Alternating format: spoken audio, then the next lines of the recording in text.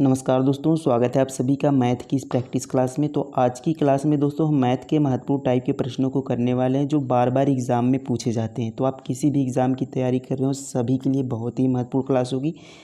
चाहे दोस्तों UP police, RPF, NTPC, railway का अन्य कोई एग्ज़ाम, एएलपी टेक्नीशियन हो, सभी के लिए बहुत ही महत्वपूर्ण क्लास होने वाली है। तो चलिए देखते हैं पहले क्वेश्चन से। क्वेश्चंस को दोस्तों आपको बिल्कुल ध्यान से पढ़ना है। क्वेश्चन है, यदि चावल की कीमत में 60% की वृद्धि हुई तो नई कीमत को मूल कीमत में लाने के लिए कितना घटाया जाना चाहिए। तो क्वेश्चंस का यहाँ पर दोस्तों मतलब है कि कोई चावल की कीमत थी, उसकी कीमत 60% बढ़ गई।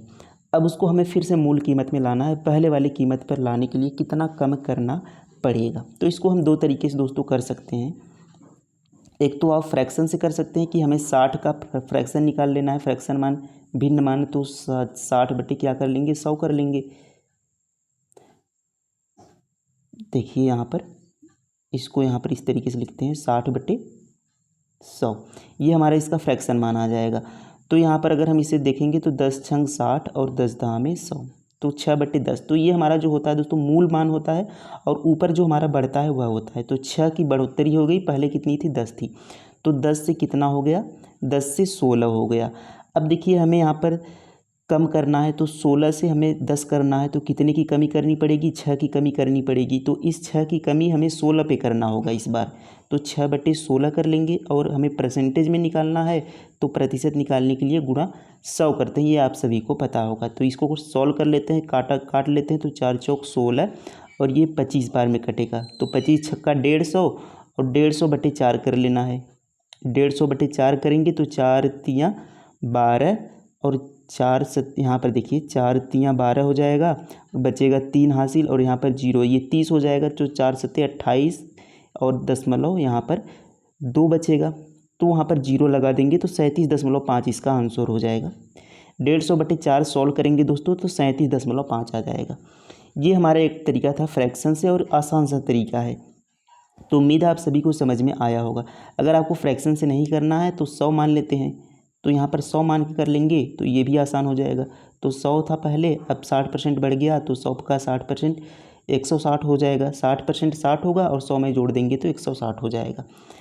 अब यहाँ पर इसको भी हम देखेंगे, कम करना है, कितना कम करना है, 100 लाना है 160 से, तो 60 हमें कम करना पड़ेगा। कितने पर कम करना पड़ेगा, तो 60 को हमें 160 पर कम करना पड़ेगा।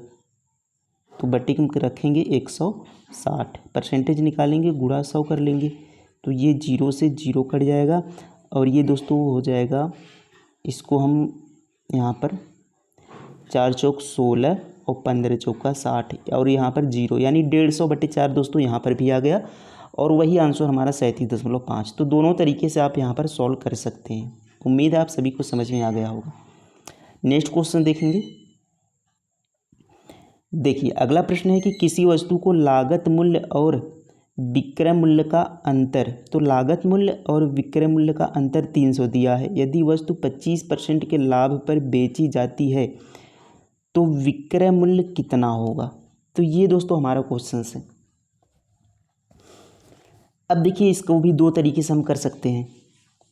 कैसे है, फ्रैक्शन और सॉप मानकर, दोनों ही तरीका आप आजमा सकते हैं, लगा सकते हैं। 25% फ्रैक्शन कितना होता है, 25/100 करेंगे तो 25 चौके 100, 1/4 हो जाएगा। अब 4 हमारा जो होता है वह मूल संख्या होती है, और 1 जो उस पर बढ़ता है वह होता है। तो हमें क्या कहा है दोस्तों यहाँ पर कि वस्तु 25% के लाभ है, तो लाभ और हानि हमेशा क्रय मूल्य पर होता है। ये आपको पता होगा कि लाभ और हानि हमेशा क्रय मूल्य पर होता है। तो 4 हमारा जो बटे में है ये सीपी हो गया, क्रय मूल्य, और 1 का दोस्तों हमें प्रॉफिट हो गया, लाभ। तो ये हमारा प्रॉफिट है, क्योंकि 4 का 25% निकालेंगे तो 1 ही आएगा। तो 4 हमारा क्रय मूल्य हो गया, 1 हमारा लाभ है। तो 4 की वस्तु पर 1 का लाभ कमाने के लिए कितने में बेचना पड़ेगा, इसको 5 में बेचना पड़ेगा, क्योंकि 4 का हमने ख़रीदा है और हमें 1 लाभ लेना होगा, तो 5 में बेचना पड़ेगा।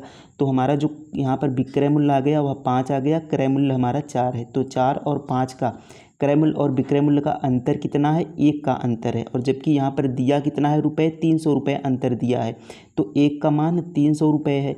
अब हमें कहा है कि विक्रय मूल्य कितना होगा, तो विक्रय मूल्य का मान कितना टोटल है दोस्तों, विक्रय मूल्य हमने निकाला 5 है, तो 1 का मान 300 है, तो 5 का मान निकाल लेंगे तो ये कितना हो जाएगा, ये हो जाएगा हमारा 300 में 5 का गुणा कर देंगे तो ये हो जाएगा 5 तियाँ 1500।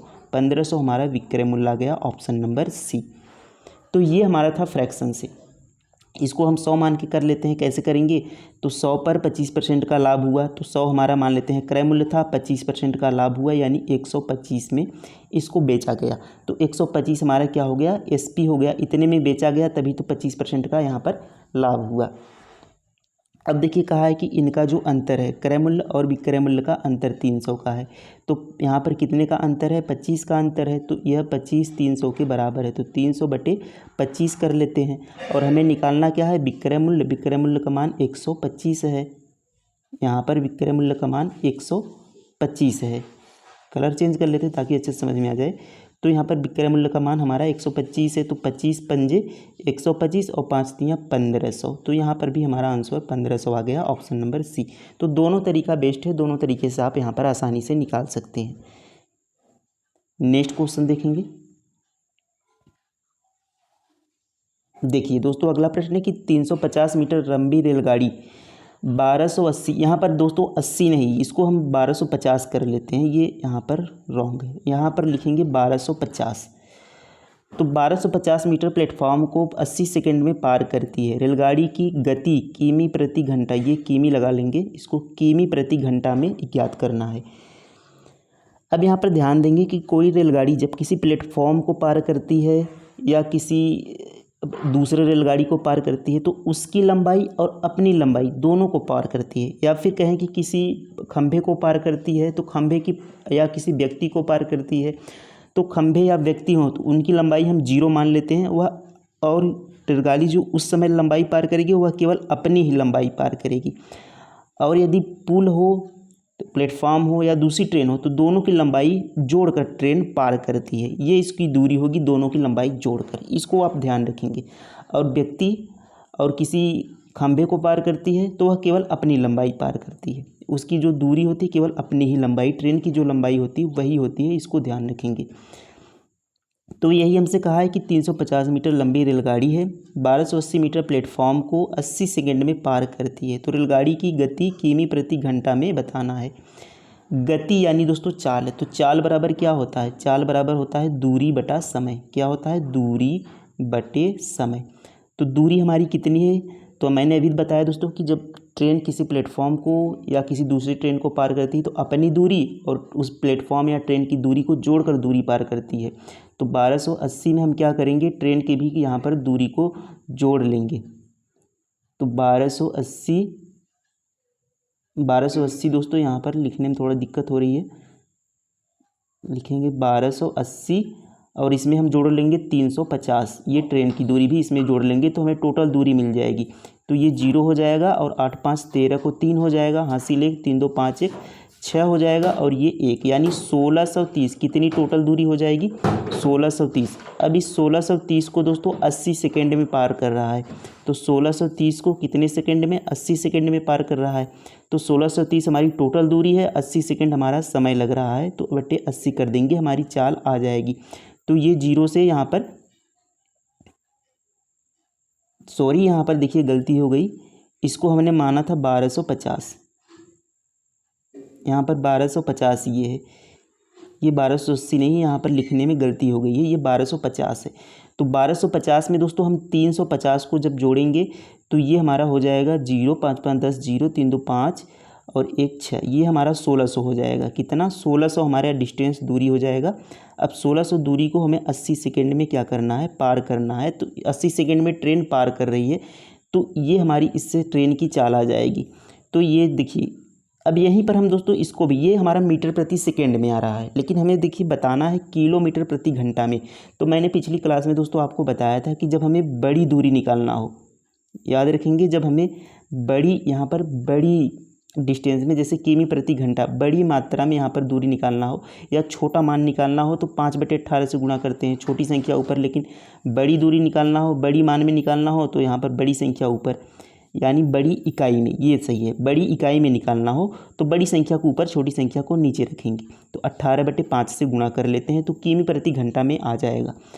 तो देखिए इसको सॉल्व कर लेते हैं। 0 से 0, 8 दूना 16, 20 आ गया और 5 से काट लेंगे, 5 चौक 20 और 18 चौक 72, यानी ऑप्शन नंबर ए इसका राइट आंसर हो जाएगा। 72 किमी प्रति घंटा, 72 किमी प्रति घंटा ये हमारी ट्रेन की चाल हो जाएगी। तो मैंने जो बताया दोस्तों एक बार फिर से यहाँ पर आपको रिपीट करते हैं कि यदि प्लेटफॉर्म को पार करे या ट्रेन को पार करे तो टोटल जो दूरी ट्रेन चलेगी वह अपनी दूरी और प्लेटफॉर्म या ट्रेन की दूरी को जोड़कर चलेगी। लेकिन किसी व्यक्ति को पार करे, किसी खंभे को पार करे तो व्यक्ति की यहाँ पर जो ट्रेन की दूरी होगी वही टोटल दूरी होगी, ये ध्यान रखेंगे। नेक्स्ट क्वेश्चन देखेंगे। देखिए अगला प्रश्न, साधारण ब्याज की दर पर 1200 की राशि 5 वर्ष में 15,000 हो जाती है, वार्षिक ब्याज दर ज्ञात कीजिए। तो 1200 की राशि है, साधारण ब्याज लग रहा है और 5 वर्ष में 15,000 हो जा रहा है। तो 12,000 से कितना हो गया, यहाँ पर देखेंगे 12,000 से 15,000 हो गया, कितना बढ़ गया, 3,000 का ब्याज मिला है। 3,000 का ब्याज कितने वर्ष का ब्याज है, ये 5 साल का। 3,000 ब्याज मिला है 5 साल में। एक साल में कितना ब्याज मिला है, तो 5 से काट लेंगे, 5 छक 30, 600 का ब्याज मिला है एक साल में। तो 600 का ब्याज हमें एक साल में मिला है, हमें दर निकालना है तो बटे 600 ब्याज, एक साल का ब्याज बटे मूलधन कर लेंगे। मूलधन हमारा 12,000 है, बस हमारा आंसर आ गया। यहाँ पर 100 लगा लेंगे, परसेंटेज में आ जाएगा। 0 से 0 कट जाएगा और 2 0 से यहाँ पर 2 0 कट जाएगा, 12 पंजे 60, आंसर आ गया हमारा 5% दर है, ये ध्यान रखेंगे, ऑप्शन नंबर टी। तो इस तरीके से आप निकालेंगे, बिल्कुल आसान तरीका है कि आपको टोटल ब्याज निकालना है कितने साल का है, तो आप 1 साल का वहाँ से ब्याज निकाल लेंगे और 1 साल का ब्याज बटे मूलधन करके 100 लगा देंगे और यही आपका क्या हो जाएगा, दर आ जाएगा। नेक्स्ट क्वेश्चन है दोस्तों यहाँ पर कि देखिए यहाँ पर नेक्स्ट क्वेश्चन है, हमें क्या निकालना है, लघुत्तम समापवर्तक ज्ञात कीजिए। तो इसका एलसीएम निकालना है। तो देखिए ये दशमलव में है तो ये इसको हम दशमलव हटाएंगे तो इसको 36 बटे क्या कर लेंगे, एक अंक पर दशमलव है तो 1 0 नीचे बढ़ जाएगा 10, एक अंक पर दशमलव है तो इसको भी यहाँ पर 10 लग जाएगा।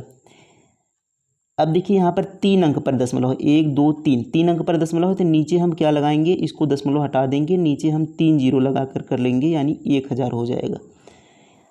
अब देखिए ये हमारा भिन्न में हो गया, तो भिन्न का एलसीएम निकालने के लिए क्या करते हैं, ऊपर वाले का लसर लेते हैं। जैसे देखिए हमें एलसीएम निकालना है तो ऊपर वाली संख्याओं का एलसीएम लेंगे, नीचे वाली संख्याओं का एचसीएफ, यानी ऊपर वाले का लसर और नीचे वाले का मसर। और इसी तरीके से जब हमें मसर निकालना होता है तो ऊपर वाले का मसर लेते हैं, नीचे वाले का लसर, यानी जो हमें निकालना है वो ऊपर वाली संख्याओं का लेंगे और उसके बटे वाली संख्याओं का उसका विपरीत लेंगे। यदि मसर निकालना है तो बटी वाली संख्याओं का लसर लेंगे और यदि लसर निकालना है तो बटी वाली संख्याओं का मसर निकालेंगे, ये आपको ध्यान रखना है। अब देखिए इसको हमें सरल कर लेना है, इसको हमें यहीं पर नहीं करना है, इसको हमें सरल काट के यहाँ पर जो भी संख्याएँ यहाँ पर कट रही छोटे भिन्न में बनाकर तब इसको हमें एलसीएम निकालना है। तो 2 से काट लेंगे तो ये हो जाएगा 18 दूना 36 और यहाँ पर 2 पच्चे 10, 18 बटे 5 आ गया। 2 से काटेंगे 2 9 18, 2 पच्चे 10। अब यहाँ पर देखेंगे कितने से कटेगा, 4 4 8 1 9। अब इसको हम काटते हैं दोस्तों 4 से, लास्ट का 2 अंक 44, 4 से कट जाएगा। तो लास्ट का 2 ही अंक क्या होता है, डिविजिबिलिटी रूल में ये होता है कि 4 से वही संख्याएँ कटती हैं जिनका लास्ट में 2 अंक कट जाता है। तो ये हो जाएगा, देखिए 4 3 12 और 2 14, 4 6 24 और ये काटेंगे तो 25, यानी ये 250, ये 250 बार में 4 से कटेगा। अब यहाँ पर ये 2 से अभी और कटेगा तो 2 18 दूना 36 और 2 से काटेंगे 2 1 कम 2, 2 दूना 4 और 1 बचा, 2 25 10, 18 बटे 125 आ गया। अब देखिए यहाँ पर 18 है, कलर चेंज कर लेते हैं ताकि अच्छे समझ में आ जाए चीज़ें हमें। 18 है, 9 है और यहाँ पर 18 है। तो एलसीएम क्या होता है, एलसीएम वह बड़ी से बड़ी संख्या होती है जिनको ये सभी संख्याएं विभाजित कर सके। तो 18 को 9 भी काट लेगा और ये 18 से 18 भी कट जाएगा, यानी हमारा जो एलसीएम होगा वह 18 ही होगा। मस निकालेंगे तो मस सबसे छोटी संख्या होती है जिससे सभी संख्याएं कट जाएं, सबसे छोटी संख्या। तो सबसे छोटी संख्या हमारी यहाँ पर 5 है, यहाँ पर 5 है, यहाँ पर 125 है। तो सबसे छोटी संख्या हमारी 5 दिख रही है, इस 5 से ये 5 कट जाएगा, 125 भी इस 5 से कट जाएगा। तो 5 हमारा क्या आ गया, HCF आ गया मस। अब देखिए इसको हम भाग कर लेंगे, 18 बटे 5 है तो 5 3 15 और 3 बचेगा, दशमलव लगा कर 0 लगा लेंगे, 5 6 30। तो 3.6 दोस्तों हमारा क्या आ गया, लघुत्तम समापवर्तक, option number B right answer हो गया, 3.6। तो इस तरीके से हम इनका भिन्नों वाले का एलसीएम एचसीएफ निकालते हैं, भिन्न वाली संख्याओं का। तो उम्मीद है ये सारे प्रश्न आपको समझ में आए होंगे। और दोस्तों ज़्यादातर ये प्रश्न एग्ज़ाम में पूछे गए हैं और ये सभी प्रश्न बार बार पूछे जाते हैं। तो क्लास कैसी लगी कमेंट में ज़रूर लिखेंगे। मिलते हैं नेक्स्ट वीडियो में। थैंक यू, धन्यवाद, जय हिंद।